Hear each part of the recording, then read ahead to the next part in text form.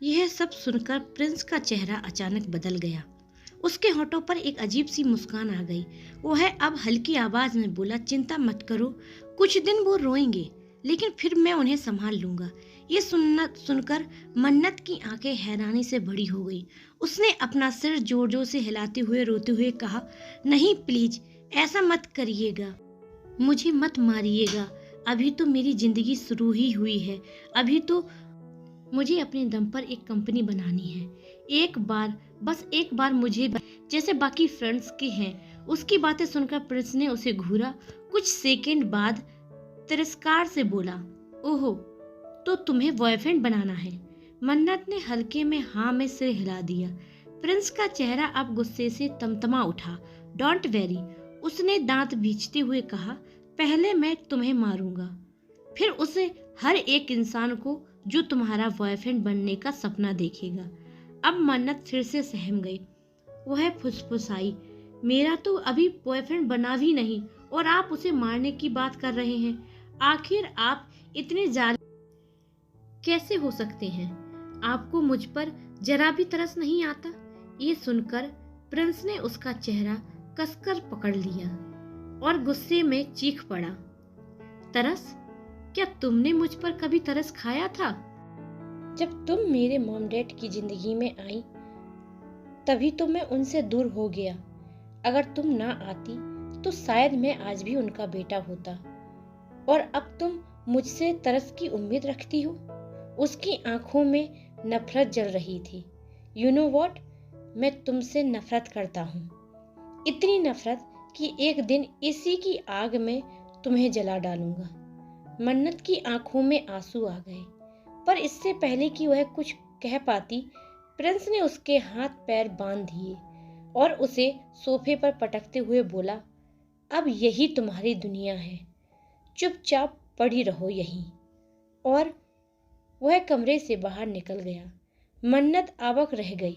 कुछ सेकंड तक वह खाली नजरों से छत को देखती रही। फिर उसकी निगाहें अपने बंधे हुए हाथों पर गई। मेरे हाथ पैर बांध दिए हैं, अब मैं यहाँ से निकल भी नहीं सकती। ये मेरे साथ क्या हो रहा है? मैं तो कुछ और ही सोचकर यहाँ आई थी।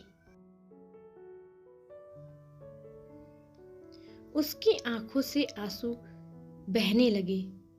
मॉम, काश आप यहाँ होती, या फिर डैड, तो प्रिंस मेरी जिंदगी से इस तरह खेल ना पाता। वह दर्द से कहारती हुई सोफे पर खुद को मुड़ने की कोशिश करने लगी। सोफा बड़ा था, लेकिन उसके बंधे हाथ पैर उसे बेबस बना रहे थे। और तभी उसकी नजर बेड की तरफ गई। बेड के पास नजर गई तो मन्नत गुस्से से फट पड़ी। खुद मुझे यहाँ बांधकर आप कैसे चैन की नींद सो सकते हैं? आप जैसे पत्थर दिल इंसान मैंने आज तक नहीं देखे। थोड़ी सी भी इंसानियत नहीं बची आप में। मैं यहाँ कैसे सोऊंगी? हाथ पैर बंधे हुए हैं मेरे। वो प्रिंस को घूरने लगी, मगर उसकी आंखें बंद थी। चेहरे पर हल्की मुस्कान थी, जिससे मन्नत देख नहीं पा रही थी। मैं आपको कभी माफ नहीं करूँ। मन्नत गुस्से से बोली, जो कुछ भी आपने मेरे साथ किया है अब मैं सबको बता दूंगी, मॉम डैड को भी। अब की बार नहीं छुपाऊंगी कुछ भी। जेल भेजने की साजिश मैंने छिपा ली थी, लेकिन अब नहीं। अब मैं आपका असली चेहरा सबको दिखाऊंगी। तभी प्रिंस ने करवट बदली और पीठ घुमा ली। अगर हिम्मत है तो मेरी बातों का जवाब दीजिए, मुझे मत समझाइए कमजोर। मैं इस वक्त बहुत गुस्से में हूँ, मेरे हाथ खोलिए। मुझे भी आपकी तरह चैन से बेड पर सोना है। मगर प्रिंस चुप रहा। मन्नत की बातें जैसे किसी दीवार से टकराकर लौट रही थी। कुछ देर तक तो उसने लगातार बोल बोलकर अपना गुस्सा निकाला, फिर थककर उसकी आंखें बंद होने लगी। रात भी गहरी हो चली थी और थकावट से उसे नींद के हवाले कर दिया। इधर दूसरी तरफ नैना होटल में बेतहा मन्नत को ढूंढ रही थी। बार बार उसका फोन बज रहा था। मैंने मना किया था कि अभी टाइम सही नहीं है, फिर भी कॉल पे कॉल किए जा रहे हैं और अब खुद ही गायब हो गए हैं। फोन भी रूम में छोड़कर निकल गई है। गुस्से में वो होटल के बाहर निकली, तभी उसे एक स्टाफ दिखा।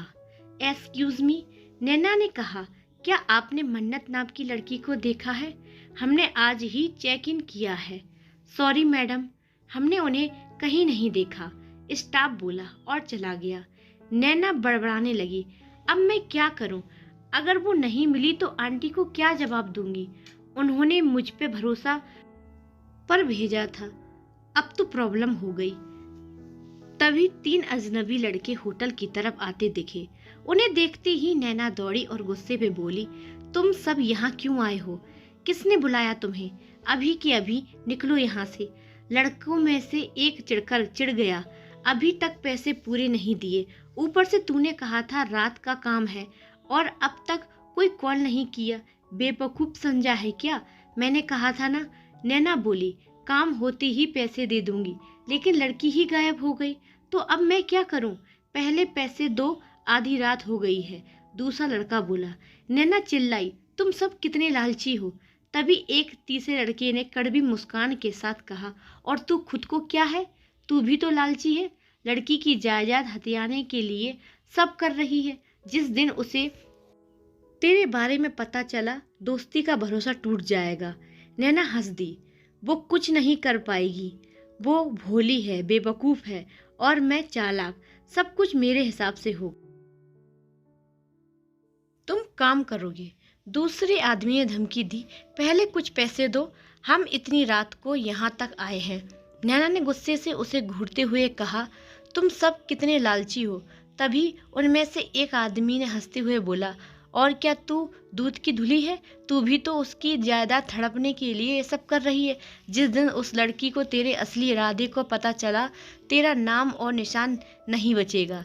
नैना ने कुटिल हंसी के साथ जवाब दिया, उसे कभी कुछ नहीं चलेगा। वह बेवकूफ है, जितना मैं चाहूं उतना ही समझती है। यहाँ तक कि उसकी माँ और बाप भी मुझ पर भरोसा करते हैं। उसी भरोसे पर तो उसे मेरे साथ भेजा था। उसने बैग से पैसे का बंडल निकाला और उन्हें थमा दिया, और लो, ये भी उसी के पैसे हैं, और भी बहुत कुछ मेरे नाम होगा बहुत जल्द। लड़कों ने पैसे लिए और चले गए। नैना अकेली खड़ी शैतानी अंदाज में बड़बड़ाई, अब बस, जल्दी से उसकी आधी से ज़्यादा जायदाद मेरे नाम होगी और मैं फिर उसकी आंखों में आंसू और चेहरे पर बेबसी बनाकर रहूंगी। वो कुछ समझ नहीं पाएगी। वह जोर से हंसने लगी। उधर मन्नत गहरी नींद में थी, लेकिन ठंड से कांप रही थी। उसके कांपने की आवाज़ से प्रिंस की नींद खुली। ना खूबसूरती ना चैन से सोने देती है। ऑलरेडी सिर दर्द से परेशान हूँ, ऊपर से ये। वह बड़बड़ाया और उठकर मन्नत की ओर गया। जैसे वह मन्नत के पास पहुंचा, वह ठिठक गया।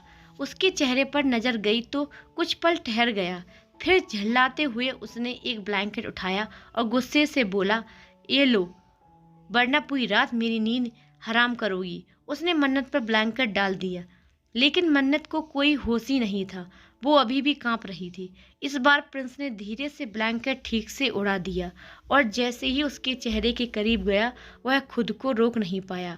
उसे देखता रहा और धीमी आवाज में बोला, यू आर राइट, तुम वाकई में खूबसूरत हो। लेकिन तुरंत ही उसने खुद को झटका दिया, व्हाट द हेल, मैं क्या सोच रहा हूँ? ये लड़की मुझे अच्छी लगने लगी है। वह पीछे हटने की बाला था कि मन्नत ने करवट ली और उसका चेहरा सीधे प्रिंस के चेहरे से टकरा गया। एक पल के लिए दोनों का चेहरा करीब आ गया। प्रिंस सख्ती से खुद को अलग करके बोला, व्हाट द, ये लड़की आखिर है कौन? वह वापस बेड पर आ गया और दूर से ही मन्नत को देखने लगा। उसकी आंखें बंद थी और चेहरे पर हल्की मुस्कान। ऐसे कोई खूबसूरत सपना देख रही हो? क्या ये लड़की मुझे देखकर मुस्कुरा रही है? प्रिंस चिढ़ते हुए बोला, एक बार सुबह हो जाए, फिर मैं तुम्हें बताऊंगा तुम्हारी इस एक स्माइल की क्या सजा होगी। उसने फ़ोन उठाया और नोटिफिकेशन चेक करने लगा। मोहित का भेजा हुआ एक डॉक्यूमेंट ओपन किया और जैसे जैसे पढ़ता गया उसका चेहरा बदलता गया। अचानक उसकी आंखों की एक लाइन पर रुक गई। उसके चेहरे से जैसे सारा खून उड़ गया हो। धीरे से उसने मन्नत की तरफ देखा और बुदबुदाया, आई नो इट, तुम कभी मेरी बहन थी ही नहीं। चेहरे पर एक अलग सा एक्सप्रेशन आ गया।